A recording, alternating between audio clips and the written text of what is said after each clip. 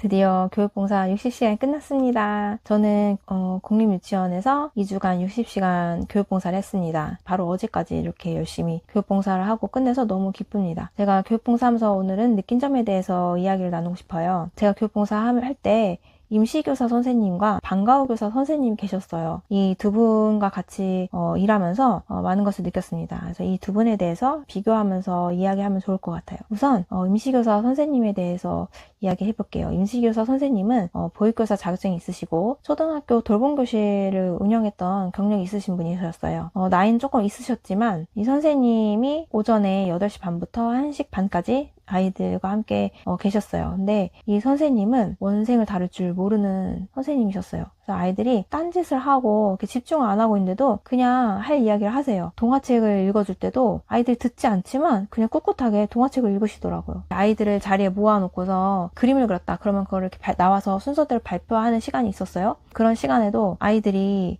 중간에 듣고 있는데 선생님 화장실 가고 싶어요. 화장실 물 마시고 싶어요. 그러면은 그래 그렇게 해 이렇게 하고 또 애들 갔다 와서 가만히 있지 않잖아요. 앉아서 서로 얘기하고 딴짓하고 하는데도 그냥 내비두세요. 앞에서 아이가 발표를 하고 있는데 어떤 애는 저 뒤에 가서 혼자 뭐 장난감 있는 데서 막 장난감을 만지고 있어요. 그런데도 선생님 지적하지 않으셨어요. 이렇게 아이들이 어수선하니까 발표하는 아이도 발표할 분위기가 안 나서 발표를 제대로 할 수가 없고 듣는 힘도 약해지잖아요. 상황이 분위기가 이런데 그러니까 이 아이들을 집중시키고 아이들 통솔하는 그런 능력이 없으셨던 거죠. 그리고 애들이 말을 안 들으니까 처음에는 얘들아 조용히 해 하다가 안 들으니까 더 얘들아 조용히 해 하게 되고 큰 소리를 내는 게 일쑤였어요. 선생님 덩치가 되게 크신 분이거든요. 근데 외형적인 걸로 아이들이 무서워하지는 않는 것 같더라고요. 소리를 지르고 화를 내는데도 선생님의 말씀을 주의 깊게 듣지 않고 선생님의 말씀을 좀 무시하는 경향이 있었습니다. 유치원 아이들이 말도 잘 듣지 않고 너무 자유분방한 것 같다 이런 생각도 좀 들었거든요. 방학 기간 내내 수업이 거의 없다 보니까 주로 자유놀이를 하는데 너무 허용적이다 보니까 아이들이 선생님의 말 듣지도 않고 소리 지르고 막 뛰어다니고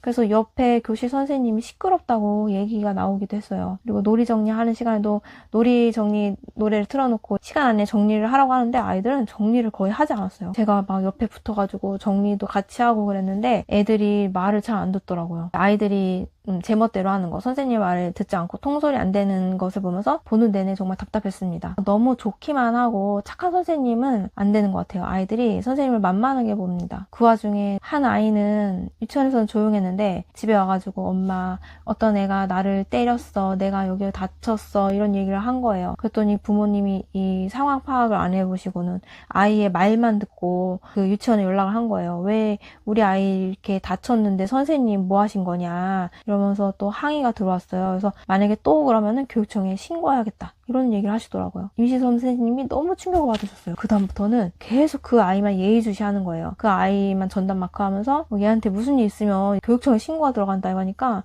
안절부절 못 하시더라고요. 그래서 그 아이로 인해서 퇴근하시기 전에 그거를 말하는 시간이 생겼어요. 마무리 시간에. 아쉬운 거에 대해서 이야기하고 싶은 사람 손들어 이러면은 아이들이 거의 다 손을 듭니다. 얘가 나를 뭐 어떻게 했어요 선생님 뭐 그러면은 걔는 아니야 나는 이러면서 그 아쉬운 거를 해결해주는 시간에 둘이 더 싸움이 나요. 그리고 선생님이 좀 잘 해결해 주시는가 그런 능력이 또 되지도 않으셨던 것 같아요. 그래서 서로 그렇다 아니다 하면 선생님이 그러면 안 될 것 같아. 그러면서 그 친구한테 선생님이 봤을 땐 너가 그러니까 누구야 사과해 주자 이렇게 얘기하세요. 근데 누구야 사과해 줘라 이러면은 이 아이가 사과하고 싶은 마음이 들까요? 그거는 좋은 방법이 아니잖아요. 갈등 이런 것도 잘 해결해 주시지 못하고 좀 여러 가지로 애로사항이 많았던 것 같아요. 반면 오후에 그 방과후 선생님은 1시 반에 출근하셔서 아이들이 보통 한 5시까지는 있어요. 그때까지 이제 근무를 하신 선생님이었는데 이 선생님은 아무래도 그동안 학기 중에 같이 함께 선생님과 생활했던 아이들이어서 그런지 아이들 특성도 잘 알고 계셨고 아이들을 잘 통솔하시는 것 같았어요.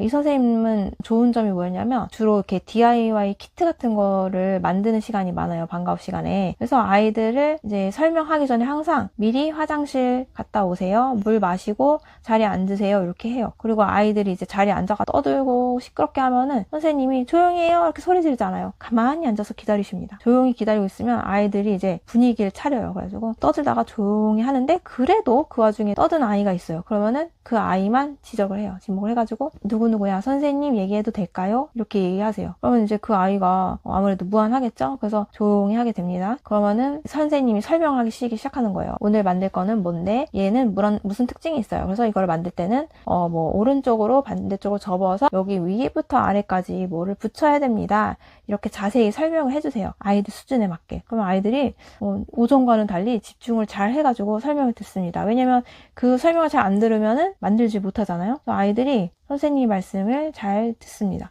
아이들 얼마나 이렇게 집중시키느냐 이런 스킬이 있어야 되고 아이들이 선생님에 대해서 신뢰가 있어야지 이런 일이 가능하다 이런 생각이 들었습니다. 그리고 아이들이 떠들잖아요. 그러면은 이렇게 얘기하세요. 너희가 떠들면 너희가 많이 놀고 싶지 노는 시간이 줄어든단다. 그렇게 얘기하면 아이들이 갑자기 또 조용히 해요. 아이들 다를 줄 아시는 거죠? 그리고 아이들이 오늘 일정이 어떤지 오늘은 만들기를 여기 3시까지 할게요. 이렇게 얘기하고 3시부터 4시까지는 영어 수업이 있을 거예요. 그리고 영어 수업 하고 나서는 뭐 할 거예요. 일정을 미리 얘기해 주십니다. 그래서 아이들을 마냥 자유롭게 그냥 놀아 이렇게 하지 않아요. 그리고 수업 중에 이제 짜증을 내고 소리 지르고 이렇게 내 맘대로 안 돼서 승질을 내는 아이가 있어요. 그러면은 첫 번째 그 선생님은 누구누구야 그렇게 하면 안 되는 거야 하고 그냥 넘어가시거든요. 걔가 그러던지 말던지 그냥 어떻게 보면 공중에 대고 하는 말처럼 그냥 그렇게 하니까 애도 잘 집중해서 받아듣질 않아요. 근데 이 선생님은 그런 아이가 있으면은 그냥 넘어가지 않고 누구누구야 바깥으로 나와 이렇게 해가지고 문 바깥에 교실 밖에 나와서 따로 그 아이들에게 눈 맞춤을 하고 집중적으로 메시지를 전합니다. 그렇게 하고 교실 다시 들어오면은 아이들이 아무래도 메시지 잘 들었잖아요. 선생님이 이렇게 하면 안 된다고 주의를 주셨잖아요. 구분구분 잘 있습니다. 그리고 수업 중에 이제 또 떠드는 아이들이 있어요. 그러면은 그 선생님이 앞에서 수업하시는 선생님 수업을 잘 듣게 만들기 위해서 떠드는 친구들 사이에 앉아 계시거나 그 친구들 바로 뒤에 앉아서 좀 감시를 하십니다. 위생 많이 신경 써서 간식 나눠줄 때도 어떻게 해야 될지 예를 들면은 컵에 샤인머스켓이 들어있어요. 그러면 이렇게 뚜껑을 확 열면은 포도가 떨어질 수가 있잖아요. 잘못 열면 선생님이